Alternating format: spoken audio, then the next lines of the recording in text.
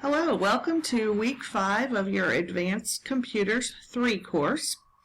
By this time you've completed all 8 chapters all around Access. I know Access has probably been pretty unfamiliar to most of you, but hopefully you at least got a little bit of an overview of it now. We don't expect that you're a master at it at this point by any means, but these 8 chapters are intended to introduce you to the topic, to kind of give you a little familiarity with its uses and some of the things that you can do while you're in it. So this week you're not covering any new chapters. You're actually going to be just preparing for your midterm exam. Your midterm exam is 50 questions. You'll have 4 hours to complete it. So I want to make sure that you prepare for that by doing a few different things.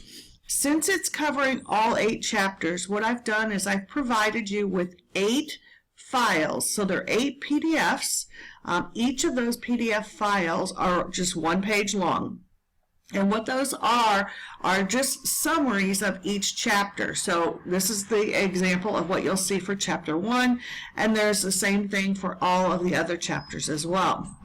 What I'd like for you to do is to focus on understanding some of these high-level things in these particular handouts. So you don't have to get bogged down in the details of how to actually go through and do some of the things in each of those chapters. So, as far as those exercises and activities, that's not what I'm worried about. I'm not worried about you being able to recreate one of those. What I do want you to be able to do, though, is to understand the uses of Access and some of the different things that you can do in Access. So there are going to be some things about, what do you click and things like that, but it's mainly around the basics. It's not going to be around a lot of detail as far as how to do specific tasks. So like I said, this is chapter 1 that I've got up here for you. Again, Access is all about being able to organize and store your data, but more importantly, how to get it out. So once you've put it into Access, what are you going to do with it? It's one thing to have a bunch of information, but the most important part is what do you do with it once you've got it all collected. This first chapter is going to be all about that, how to manage and create. So again, you're going to look at the high level how to do pieces of this. So how do I put together a table? How do I create any type of file in Access? So that's what chapter 1's high level is going to be all about. Now, the chapter 2 one is going to be connecting them, so putting the relationships together between those tables. So again, the idea here is looking at those high-level things that you can do and what the purpose is of those high-level things. Chapter 3 is going to be all about performing queries. Remember, we said it's only that the data is only as good as what you can get out of it. So if you don't, if you're not able to access, which is the name of the program, right? If you're not able to access the data, then it's no good to you. So this is going to be all about how to determine what kind of query, what kind of question you need to ask to get that data out. So that's chapter 3.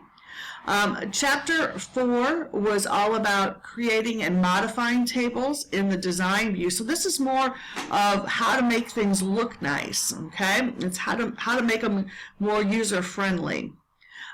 Chapter 5 is going to be all about the creating forms, again, user-friendly.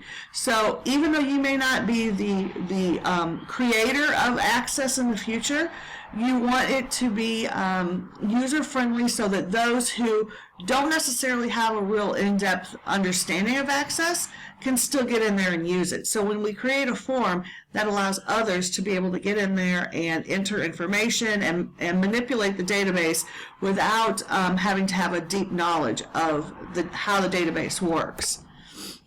Chapter 6 is about creating reports and mailing labels. So again, another useful use for Access. Being able to create a report, pulling again that data out, And then, of course, creating mailing labels, which is going to be very useful. That's probably one of the more common uses for Access on a small scale. And then finally, we've got the last two chapters, Chapter 7 and Chapter 8. So again, looking at how to restrict a filter, how to gather, again, that information that you really, really want, and how to pull that information out is Chapter 8, exporting and importing data. So moving it back and forth between an Excel document or a PDF, things like that. Again, make sure you're focusing on these PDFs, but don't forget to also have your book handy when you're getting ready to take your exam. You do have 4 hours. It is 50 questions. So just make sure you allow yourself plenty of time, and good luck and have a great week.